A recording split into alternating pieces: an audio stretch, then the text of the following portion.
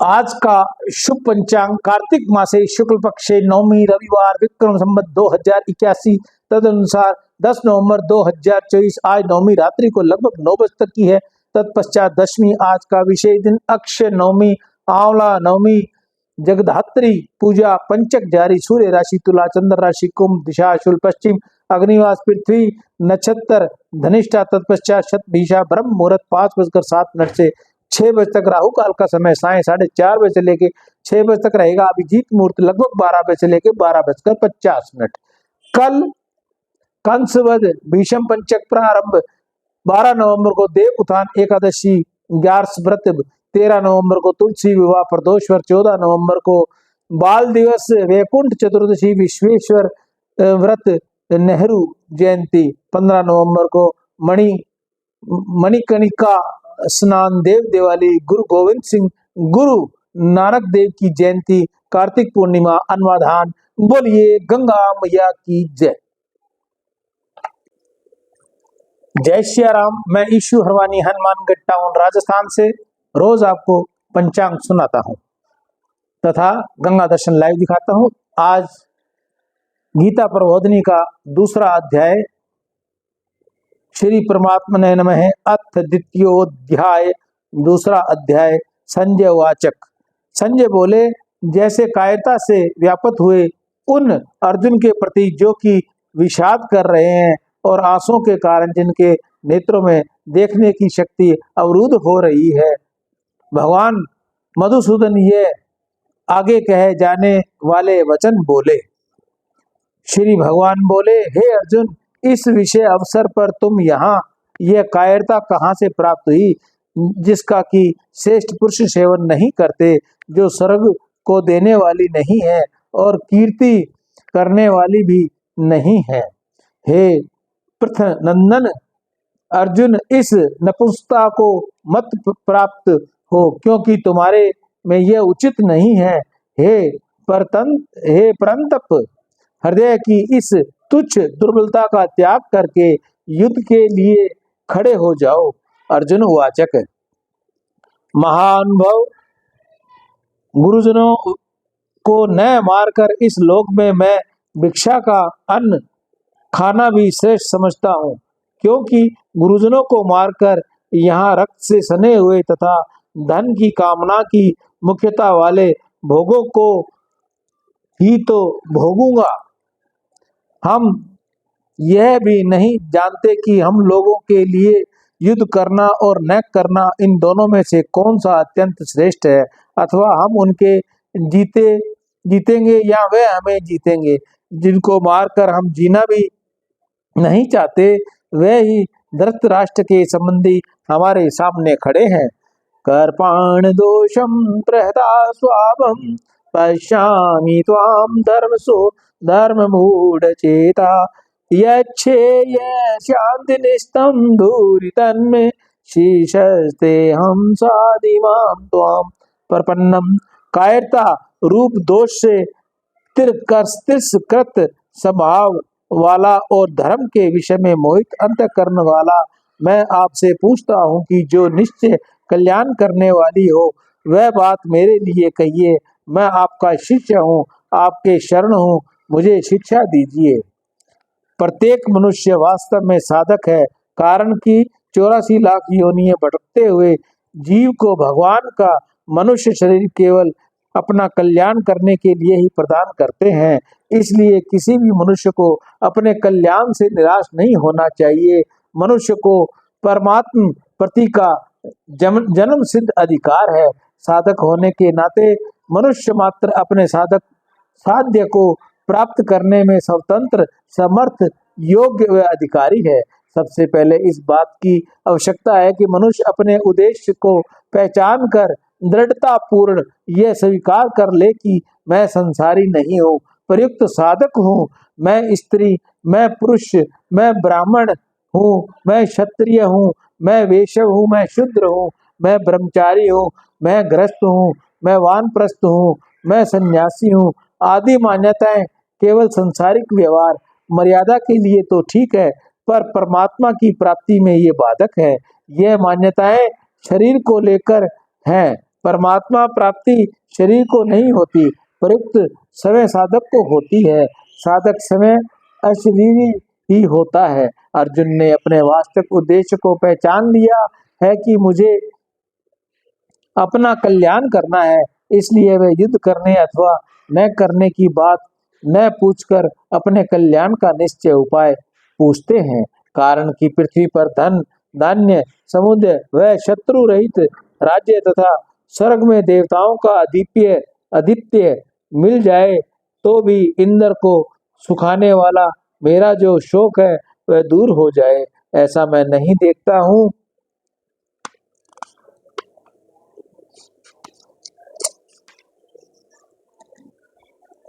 मैं युद्ध नहीं करूंगा, ऐसा साफ साफ कहकर चुप हो गए। हे भारत वंशो वैदव धृतराष्ट्र, दोनों सेनाओं के मध्य भाग में विषाद करते हुए उस अर्जुन के प्रति हंसते हुए भगवान ऋषिकेश ये आगे कहे जाने वाले वचन बोले। श्री भगवान अनुवाच। श्री भगवान बोले, तुमने शोक न करने योग्य का शोक किया है और विधाता पंडिताई की बातें कर रहे हो, परंतु जिसके प्राण चले गए हैं उसके लिए और उसके प्राण नहीं गए उसके लिए पंडित लोग शोक नहीं करते। व्याख्या। इस श्लोक से भगवान शरीर और शरीरी समय के विवेक का उपदेश प्रारंभ करते हैं और प्रत्येक मार्ग के साधन के लिए प्रत्येक आवश्यक है। शरीर सदा मृत्यु में रहता है और शरीरी सदा अमरता में रहता है, इसलिए दोनों के लिए ही शोक करने का कोई औचित्य नहीं है। यह इस संपूर्ण उद्देश्य का सार है। यहाँ एक बात विशेष ध्यान देने की है कि भगवान ने इस प्रकरण में चिन्मय सता रूप अपने अंश आत्मा को ही सामान्य है। वास्तव में शरीर का शरीर से संबंध है ही नहीं, हो सकता ही नहीं, असंभव, किसी काल में भी नहीं था और तू नहीं था तथा ये राजा लोग नहीं थे, ये बात भी नहीं है और इसके बाद भविष्य में भी तू और राजलोक हम सभी नहीं रहेंगे, यह बात भी नहीं है। मनुष्य मात्र को मैं हूँ इस स्वरूप में अपनी एक सत्ता का अनुभव होता है। इस सत्ता में अहम मैं मिलता हुआ होने से ही मैं हूँ के रूप में अपनी अलग एक देशीय सत्ता अनुभव में आती है। यदि अहम न हो तो है के रूप में सर्वदेशीय सत्ता ही अनुभव में आएगी। सर्वदेशीय सत्ता ही प्राणी मात्र वास्तव में स्वरूप है। उस सत्ता में जड़ता का निश्चय नहीं है, अर्थात उसमें मैं तू ये और वह ये चारों ही नहीं है। सार बात यह है कि एक चिन्ह में सत्ता मात्र के सिवाय कुछ नहीं है। देहधारी के इस मनुष्य शरीर में जैसे बालकपन, जवानी और वृद्ध अवस्था होती है, ऐसे ही दूसरे शरीर की प्राप्ति होती है। उस समय धीर मनुष्य मोहित नहीं होता। जीव समय को तो निरंतर आत्मिक अमर तत्व में ही रहता है, पर शरीर निरंतर मृत्यु में जा रहा है। जीव के गर्भ में आते ही मृत्यु का यह क्रम प्रारंभ हो जाता है। गर्भ अवस्था मरती है तो बाल्य अवस्था आती है, बाल्य अवस्था मरती है तो युवा अवस्था आती है, युवा अवस्था मरती है तो वृद्ध अवस्था आती है, वृद्ध अवस्था मरती है तो देहांतर अवस्था आती है, अर्थात दूसरे जन्म की प्राप्ति होती है। इस प्रकार शरीर की आवश्यकताएं बदलती हैं, पर उनमें रहने वाला शरीरी जो का त्यों रहता है। कारण यह कि शरीर और शरीरी दोनों के विभाग ही अलग अलग है। अंतः साधक अपने को कभी शरीर न माने, बंधन मुक्त समय की होती है, शरीर की नहीं। हे कुंती नंदन, इंद्रियों के विषय में जड़ पदार्थ तो शीत अनुकूलता और उर्ष प्रतिकूलता के द्वार सुख और दुख देने वाले हैं तथा आने जाने वाले को अनित्य ही है। हे भरत वंशोद्भव अर्जुन, उनको तुम सहन करो। संसार की समस्त परिस्थितियां आने जाने वाली हैं, मिलने बिछुड़ने वाली हैं। मनुष्य यह चाहता है कि सुखदायी परिस्थितियां बनी रहे और दुखदायी परिस्थितियां न आए, परंतु सुखदायी परिस्थिति जाती है और दुखदायी परिस्थिति आती है। यह प्रकृति नियम है अथवा प्रभु का मंगलमय विधान है। अतः साधक को प्रत्येक परिस्थिति में प्रसन्नता पूर्वक स्वीकार करनी चाहिए। निरंतर परिवर्तनशील वस्तु में स्थिर देखना भूल है।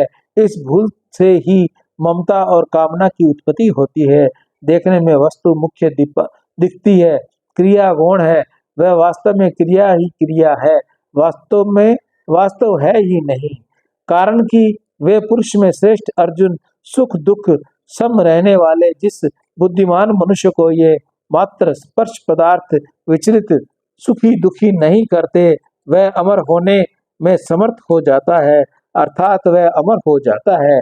मिले हुए और बिछड़े हुए शरीर में मेरा तथा मेरे लिए मानना मनुष्य की मूल भूल है। यह भूल स्वतः स्वाभाविक नहीं है, प्रयुक्त मनुष्य के द्वारा रची हुई है, कृत्रिम है। अपने विवेक को महत्व न देने से ही ये भूल उत्पन्न होती है।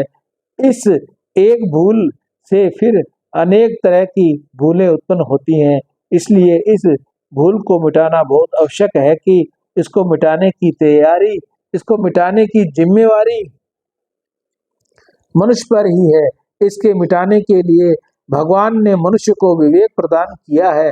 जब साधक अपने विवेक को महत्व देकर इस भूल को मिटा देता है, तब वह निरहंकार हो जाता है। निर्मम निरहंकार होते ही साधक में सत्ता आ जाती है। असत्य का कोई भाव सत्ता विद्यमान नहीं है और सत्य का अभाव विद्यमान नहीं है। तत्वदर्शी महापुरुषों ने इन दोनों ही तत्व देखा अर्थात अनुभव किया। जो दो विभाग है, चेतन विभाग है और जड़ विभाग है नहीं। परमात्मा तथा संपूर्ण जीव चेतन विभाग में है और संसार शरीर जड़ विभाग में है। जड़ और चेतन दोनों का स्वभाव परस्पर विरुद्ध है। यह नियम है कि परस्पर विरुद्ध विश्वास एक साथ नहीं कर सकते। इसलिए है अपना विश्वास होते ही नहीं का विश्वास निर्जीव हो जाता है और नहीं से विश्वास उठते ही है वह विश्वास संजीव हो जाता है। सच्चा साधक एक है। संत तत्वों के सिवाय अन्य असत की सत्ता स्वीकार नहीं करता। अन्य की सत्ता स्वीकार न करने पर साधक ने स्वतः है इसकी समृद्धि जागृत हो जाती है कि समृद्धि से साधक की साधना के साथ अभियंता हो जाती है। कोई मनुष्य नहीं को कितनी ही दृढ़ता से स्वीकार करे, उसकी निवृत्ति होती है कि प्राप्ति होती ही नहीं, परंतु है को कितना ही अस्वीकार करें, उसकी प्राप्ति ही होती है। उसकी विषम समृद्धि तो हो सकती है पर निवृत्ति होती ही नहीं। अतः एक सत्ता मात्र है के सिवा कुछ नहीं। यह सार बात है जिसका महापुरुषों ने अनुभव किया है। संसार में अभाव ही मुख्य है, इसके भाव में भी अभाव है, अभाव में भी अभाव है, परंतु परमात्मा में भाव की मुख्य है। इसके अभाव को भी भाव दे, भाव में भी भाव है। संसार दिखे या न दिखे, इनमें न दिखे, मिले या न मिले, इनका वियोग ही मुख्य है। परमात्मा संसार का नित्य वियोग है, परमात्मा का नित्य वियोग है।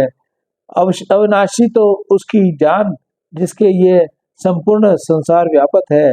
इस अविनाशी का विनाश कोई भी नहीं कर सकता। जिस संत तत्व का अभाव विद्यमान है वही अविनाशी तत्व है, जिसके संपूर्ण संसार व्यापक है। अविनाशी होने के कारण तथा संसार जगत में व्यापक होने के कारण उसका कभी कोई नाश नहीं कर सकता। नाश उसी का होता है जो नाशवान तथा एक देव में स्थित हो।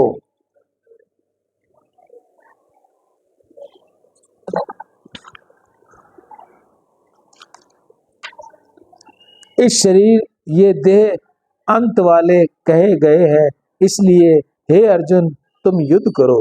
सियावर राम जय जय राम, मेरे प्रभु राम जय जय राम। दूसरा अध्याय को हम यहीं विश्राम लेंगे। कल दूसरे अध्याय की इसकी आगे की कथा आपको सुनाएंगे। सियावर राम जय जय राम, मेरे प्रभु राम जय जय राम।